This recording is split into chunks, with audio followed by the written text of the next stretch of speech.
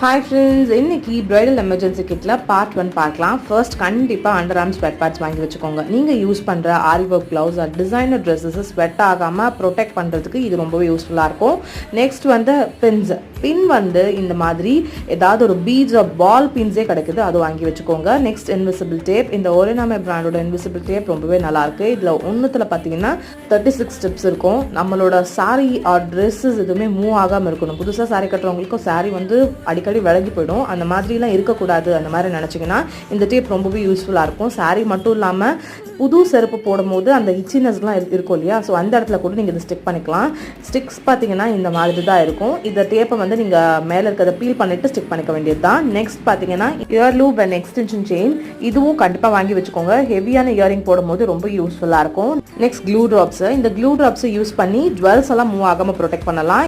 Detail video கீழே தெரியுற link click பண்ணிங்கன்னா வரும், செக் பண்ணி பாருங்க.